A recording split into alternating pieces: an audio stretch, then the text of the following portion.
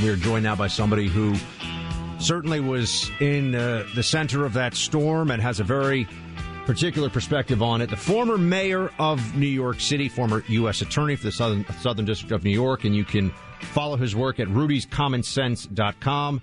Mayor Rudy Giuliani, good to have you on, sir. It's an honor to be on. Thank you.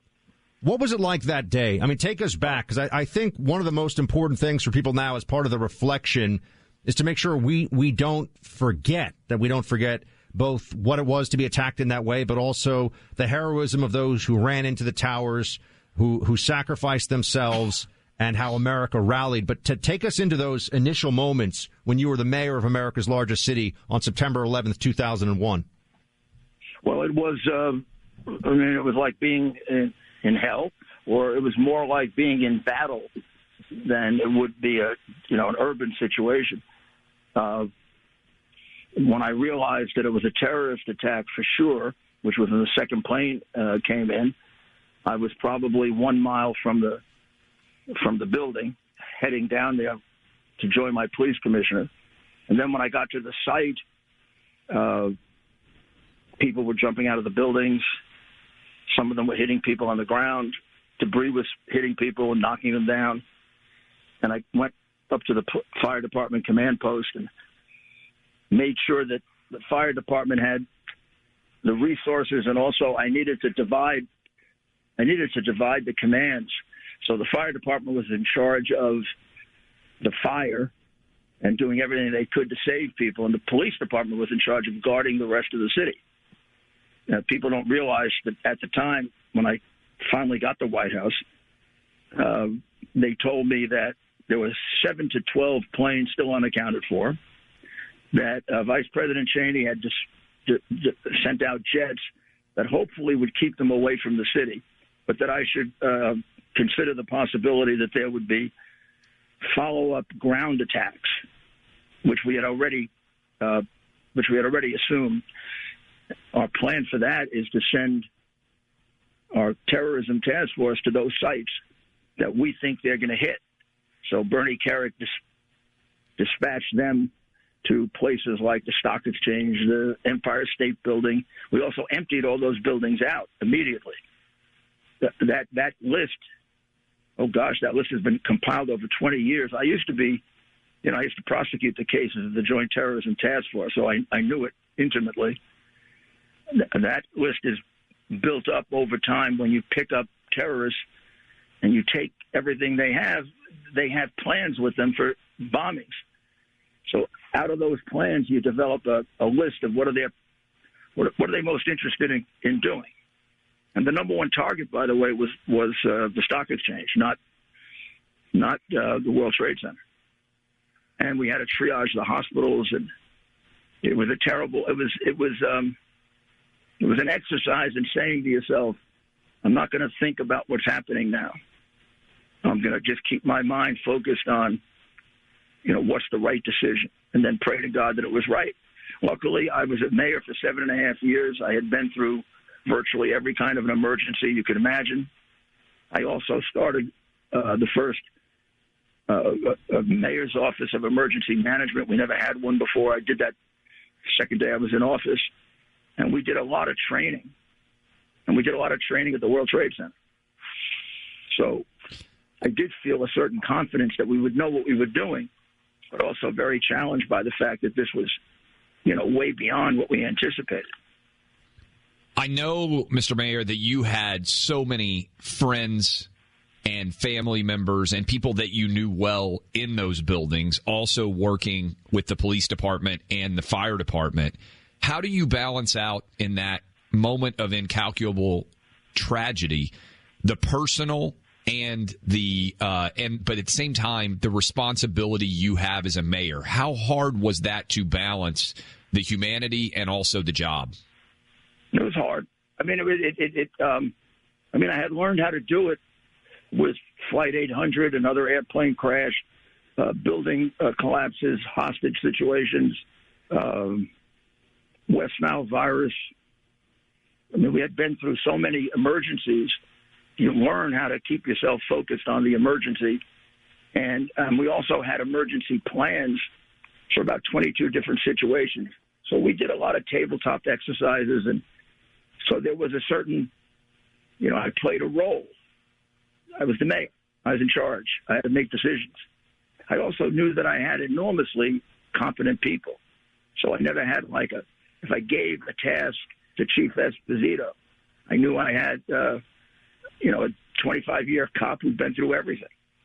Or if I gave a task to Rudy Washington, who was my deputy mayor in charge of transportation, I knew he'd be able to clear the area out for the fire department so that people could get back and forth. Or if I just gave the order to my other deputy mayor who was in charge of hospitals, you got to triage the hospitals in the area. I didn't have to explain to him how to triage the hospitals.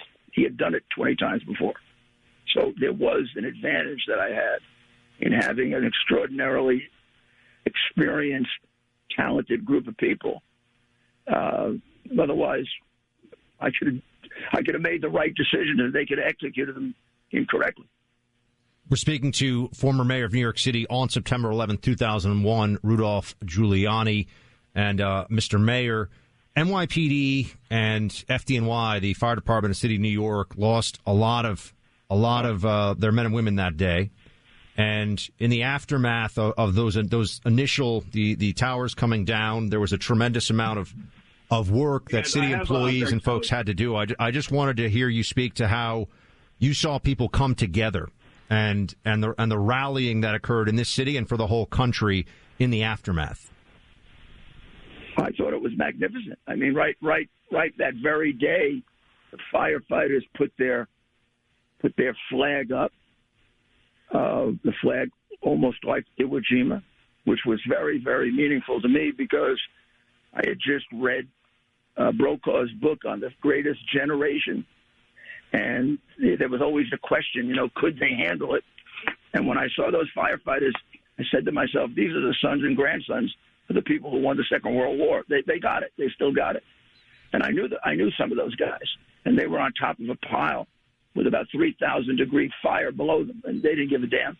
They went up, put the flag up, and basically they were saying, we're coming for you, pal. We're not going to, the hell with Bill Clinton, who, 3 times slapped you on the wrist when you killed Americans. We got a different president now, and it's going to be a different situation. Everyone felt that. I mean, I told my police commissioner, thank God Gore didn't win. And what I meant by that was I knew about bin Laden for 2.5 years. I was being warned he was going to come and hit us 2.5 years earlier. As a result of the FBI briefings, I had to close down the area around the federal courthouse because we had some of his people on trial. I had to close down the area around the Stock Exchange, City Hall. We had at least 3 or 4 false warnings that he was going to attack us. And every time he did attack us overseas and Clinton would go bomb an empty field, I would get enraged. I would say, I investigated Arafat in the 80s and knew that he murdered 27 people. I couldn't understand what Clinton was doing, sucking up to him. I think a lot of the problems in the Middle East come from that. So I was not a fan of Bill Clinton's, the way in which he was treating bin Laden. I thought he was encouraging him the way Biden is doing now. The usual Democrat response, slap him on the wrist instead of knock him into the next kingdom. We're talking to Rudy Giuliani, mayor of New York City, on September 11th, 20th anniversary of this tragedy tomorrow. You mentioned George W. Bush and the iconic moments and responses.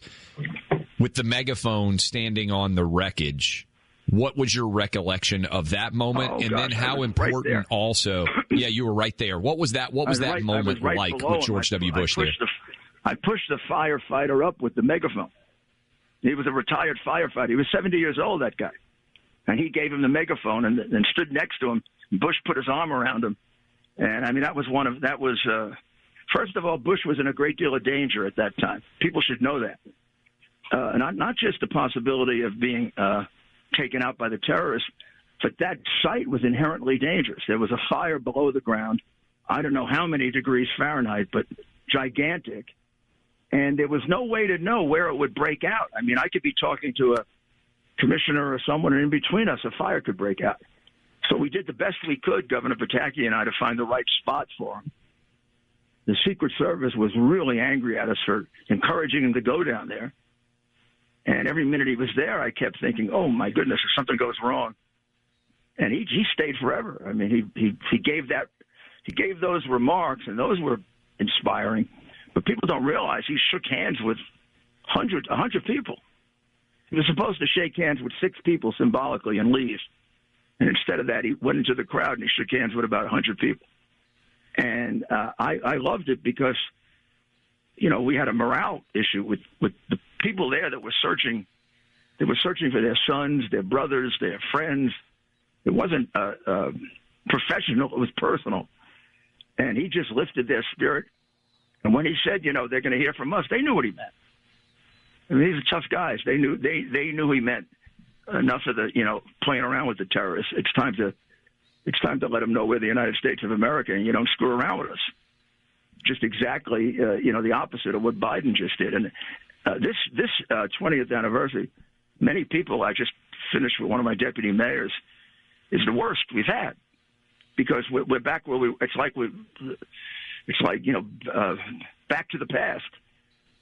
I mean, we're back on the day before 9/11 with Taliban in charge. Al Qaeda, you know, doubled their number of people in the last 2 weeks. You know what the Haqqani network is planning. They may not be able to do it immediately, but you know they're gonna do everything they can to come back and attack us. And every time Biden, you know, uses a drone attack on people we can't even name, we don't even know who the hell he hit. They just laugh at him. And if they just watch him on television, they laugh at him. They see a senile old man who wants to be partners with them.